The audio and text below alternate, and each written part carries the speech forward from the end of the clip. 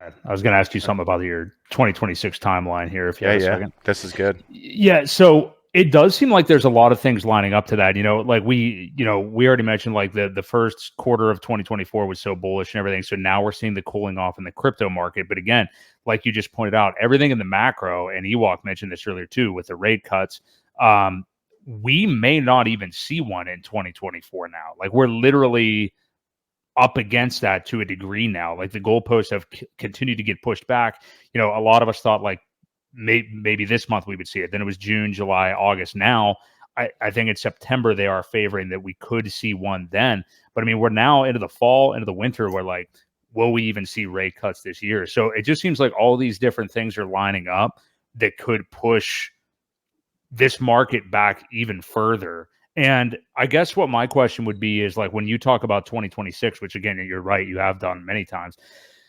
Would you be looking at like if it pans out that way, like the crypto market, Bitcoin and or alts topping out for a final top out, I guess I would say, at the beginning of 2026 or like spring of 2026? Or are you thinking more they top out like, fall of 2025, like always, and then start to come back down? Or how does that look for you?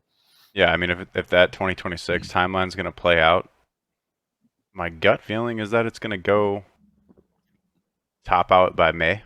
I did this like chart. I mean, you might have seen it, where if you just take this kind of early days of Ethereum price action, looking forward, we get that sideways action here. By the way, Ethereum GUI right now is 3.4. I saw that. So 5 is shit, the 4, everyone 5 is who's the lowest. fading the gas. Like that's the lowest I've seen in years. So screw that argument. Anyway, so I mean, some sideways action leading toward middle end of the year for ETH, and then sometime we get an ETH ETF. Maybe that front runs this fractal, and then boom, we start going up faster, which may limit the upside and the later for longer cycle. So you can always, whenever we're talking about these kinds of what ifs, you can always live on a base case of it's always going to happen like it happened before.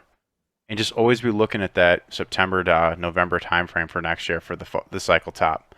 But don't be surprised to have to slightly adjust your time frame 6 months earlier or farther out. And I think in this case, what we're seeing with the cool off on Bitcoin, it's a relief, because it's less of a chance of us topping out early and getting that left translated cycle. So with that as our like frame of mind here, this would have us basically doing our first top sometime around that September timeframe next year, and then some sideways action, and perhaps ETF comes in August or this year, or ETF comes in at this point here next year for ETH, and we get some regulatory clarity on that. Maybe then it's cool to be in Web3 now, and you get the next million developers to come into the Web3 space, and we actually get some traction here in the States. I think that's what's kept a lot of Web2 developers from jumping in, is the uncertainty and the complexity and a lot of that stuff, the cutting edge of it. And I don't know how edgy we need to get here, but just look at some of the most innovative people and the biggest, the people that care the most and want to spread the message of crypto. Like bad things happen to them. Whether it was like Roger Ver, John McAfee, the guy that made Maker, ended up dead. Yeah. This stuff happens because there's We've been demonetized. We've now been demonetized. So that's fine. It's okay though. Anyway. So my point is that if we could get some clarity on these things, and people could, there was actually like a path for like your irregular development studio to come in and build stuff in Web3, that'd be kind of nice, right? So then we can actually get some stuff, get some comfort, people feeling comfortable with the industry. Anyway, so then you definitely see a longer cycle, right? So even if you just looking at this, like this is a nice curve. This would have us topping out sometime around May or June of 2026 on this kind of a time frame, and then an 85% retracement for Ethereum would put it at around where we're at today. Interesting. Wow. And I that would be the definite most bullish scenario, right? I mean, like like you guys have both pointed out earlier in this discussion, like if we just went sideways the rest of this year, and I know your chart, I think you did have BTC like doing like a whatever you want to call it, quadruple top, or like kind of getting somewhere up there again later this year. But I mean, like going that far and this market being elongated that long, and possibly 2024 being, I don't know if it's going to be a red year, but being like, not uber bullish the rest of the year, and then us extending that long would be the most bullish scenario of all. Correct. Yeah. I mean, yeah, and I mean, it's like if you can just be patient for a year, like I think everyone's in a better place. And this chart kind of shows that. This is Sami posted this chart yesterday, so then I came behind him, copied it, and threw this green Bitcoin fractal on it. And this is the crypto market of everything outside of the top 10. So no top 10 cryptos are allowed in this chart.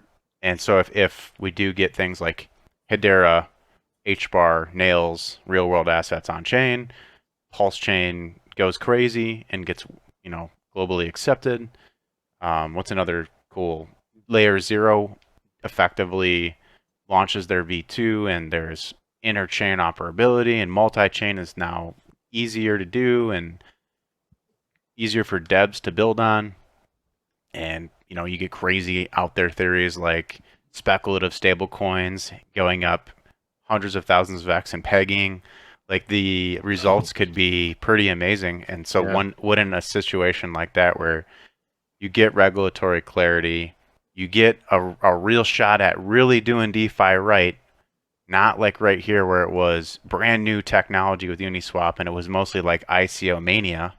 right. See, I saw a lot of parallels between ICO mania, where literally almost nothing valuable came out of that, and then the DeFi summer, where there was some cool stuff that came out of that, but it was all early stage, conceptual, Right. stuff like that. No, maybe this is the one where it's like the real parabolic move, where there's real good real world technology that gets integrated in. Is there a fusion between DeFi and a banking officially? There's a lot of cool things that could happen this cycle. So let's just assume that only the very bare minimum happens. I mean, you'd be topping out right on schedule next year around, end of summer or in fall.